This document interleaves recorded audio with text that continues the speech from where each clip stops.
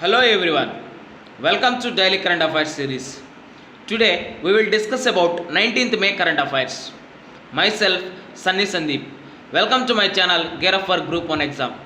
Let us discuss the current affairs. The first one, 83 LCA, that is Light Combat Aircraft Mk1A deal high priority, said by the IAF chief RKS Bahaduria. What he said, we will get the first LCA in final operations clearance, that is FOC standard likely by the next week. We are targeting the formation of second LCA squadron at Sulur before the end of the month. We have already done the resection of the squadron, but the induction of the aircraft and inauguration got stalled due to the COVID-19. Here, why we are trying to induct these 83 LC MK1A? Why? Because on the situation along the line of actual control with China, with saw some phases of recently in Ladakh and Sikkim. Here, the cost is elaborating on the 83 LCA MK1A deal, estimated to cost around the 39,000 crore. Here, on the tender for 114 fighters to be built under the Make in India, stating that it was a different class of fighter than LCA which could be built in India and not imported. That's why our India is trying to self-reliant on the military process. Next one, editorial explanation.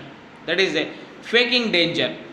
Here, use of sedition law to fight fake news in an attempt to suppress the inconvenient reporters. Here, use of sedition law to fight fake news in an attempt to suppress the inconvenient reports. Here, before going to discuss this editorial, first we have to know about what is the sedition law. It is a colonial law. Sedition law is a section 124 of A of the Indian Penal Code of 1860. It is the section 124A, very important, please remember. Section 124A of the IPC 1860. Here, what is the definition? Whoever by words, either spoken or written or by signs or by visible representation or otherwise brings an attempt to bring into hatred or contempt or excites or attempts to excite disaffection towards the government established by law in India shall be punished. Here once again I will read. Why? Because very important, definition is very important. Whoever by the words, either spoken or written or by signs or by visual representation or otherwise brings or attempts to bring into hatred, contempt or excites to contempt, excite disaffection towards the government established by law shall be punished. Here, what is the punishment? Imprisonment for life, to which fine may be added, or imprisonment which may be extended to 3 years, to which fine may be added to, or just a fine. Here we know we have discussed about what is the sedition law.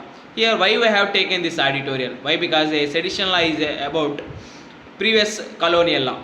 Here the frequency with which journalists have been arrested since the outbreak of the COVID-19 pandemic is quite disturbing. If you see the one case, that is the arrest of Dhaval Patel, editor of news portal in Gujarat, on the serious charge of seditions, is a shocking instance of misuse of criminal laws to intimidate the journalist. Here, section 2054 only penalizes the spreading of panic related to the severity or magnitude of a disaster, claiming falsely, for instance, that a dam had breached, and does not extend it to mere incorrect reporting. Here, on the rules of, that is National Disaster Management Act (NDMA), in that section 54 only telling about the spreading of panic relating to the severity or magnitude of a disaster. Now disaster is a COVID-19, but in contrast to that one, the arrest of Dhaval Patel, editor of news portal in Gujarat, on the political issue. That means he published a article on Gujarat chief minister, that is Vijay Rupani, next to the successor of that one. Why? Because he is unable to handle that situation. That's why he published that editorial. Here we have to see the why sedition law is in still prevails. Why we have to ban the, why India is not banned it? Because if any government comes into power, if any hatred or any other opponents by this sedition law, they will suppress it. That's why now up to now in India it is not abolished. Here we have to think about that whether we have to abolish or continue this sedition law. Next one, a call for WHO probe into virus origin. Today we have seen that there is a World Health Assembly in Geneva, World Health Organization situated in Geneva. A 73rd meeting has happened. An India backed draft resolution at the 73rd session of the World Health Assembly received a big boost on the Monday when the African group of nations extended support for the motion which seeks global investigation into the spread of the novel coronavirus. We know that novel coronavirus started in Wuhan. Whether it is accidentally started or whether it is started intentionally. For that, there is an investigation. A India-backed draft resolution presented in a World Health Assembly in World Health Organization. Here, the 73rd World Health Assembly requests the Director General to identify the zoonotic source of the virus and the route of the introduction to the human population, including the possible roles of intermediate hosts, including through efforts such as scientific collaborative field missions, which will enable targeted interventions and a research agenda to reduce the risk of similar events. We are facing very severe situation due to COVID-19 throughout the world. Almost 47 lakh cases are recorded yet. In 14 lakhs cases are recorded in America. Almost yesterday our India crossed 1 lakh cases. Due to that our economic situation is also suppressed stage. Our people are almost 3,517 deaths are there in India. That's why India backed draft resolution at the 73rd session of the World Health Assembly requests that the Director General identify the zoonotic source of the virus. Zoonotic means from animals to, whether it comes to animals, from animals to human, like that, that is the meaning of zoonotic source.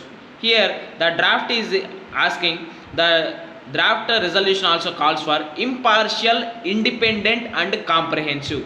Please underline this word, impartial, independent and comprehensive evaluation to the World Health Organization coordinated international health response to the COVID-19 pandemic. That's why our World Health Assembly is investigated into that WHO probe into the virus origin. Next one, stimulus to the cost to only about 1% of the GDP. We know that in previous yesterday is the final tranche or final dose of the stimulus package of 20 lakh crore. Our Modi ji is telling that this 20 lakh crore package is almost the 10% of our GDP. That means gross domestic product. That is this 20 lakh crore package is almost 10% of GDP. But contrast to that, according to the estimates by the several brokerages, the central fiscal burden is ranging between 0.8 and 1.2% of the GDP. Here the government has aimed for the maximum bang with the minimum buck. The government has aimed for the maximum bang with the minimum buck. With most of the relief either regulatory in nature or reflecting in its contingent liability rather than explicit budgetary support. Here we have seen that there is a deregulation in the Essential Commodity Acts 1955. There is also in contingency liabilities rather than explicit budgetary support.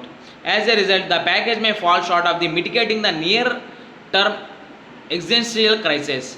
This package will only mitigate that near-term existential crisis for business and workers, but it is better designed to improve the India's medium-term growth potential and attract the long-term risk capital. Whenever we are politicizing or whenever we came with any policy, that should not be short-term goal.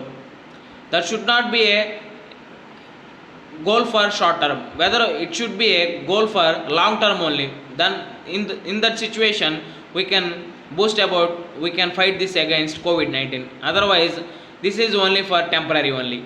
That's why, as a result of the package may fall short of mitigating the near-term existential crisis for business and workers, but it is not a. It is better to design to the improve India's medium-term growth potential and attract the long-term risk capital. Here there is a rare palm from Andamans gets a second home. Why? Because in Andamans this Pinanga andamensis is extinct, but there is a one botanical garden in Kerala, that is Jawaharlal Nehru Research Botanical Garden. This rare palm Pinanga and Andamanis is located in this Kerala. Here it is located in Mount Herath National Park in the Andamans. Here how this name came to that plant, rare palm. Here the name is derived from the Penang, the modern day Malaysian state. Here Penang is a modern Malaysian state. Penang itself has its own origins in Pulau Penang, which means island of Areca nut palm. It is a mean of island of the Areca nut palm. Here I promised to make a previous paper analysis, that is UPSC Prelims 2019. Here with reference to the cultivation of kharif crops of India in the last 5 years, consider the following statements. The statements are here: area under rice cultivation is the highest, area under the cultivation of jowar is more than that of oil seeds, area of cotton cultivation is more than that of sugarcane, area under sugarcane cultivation has steadily decreased. Here which of the statements is given above are the correct? We have to, whenever attempting a question, we have to see the whether it is asking for correct options or incorrect options. Here it is asking for correct options. Option A 1 and 3 only, B 2, 3 and 4, and C 2 and 4, D all of the above 1 and 2, 3 and 4. Here I will give the background of this one. Rice is the one of the most important food crops in India, feeding over 60% population of India. Here rice is the one of the most important food crops in India. It is feeding over 60% of India population of India. Here the rice is grown in almost all crop seasons like Kharif, Rabi, etc. India has the largest area under the rice cultivation. Here the area under the rice cultivation is the highest in India, and the area of the cotton cultivation is more than that sugarcane.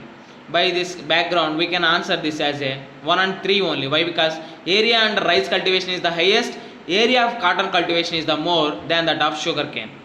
With this we can conclude our video. Thanks for watching. Like, share and subscribe to my channel. Gear up for Group 1 exam. This is Sunny Sandeep. Take care. Bye bye.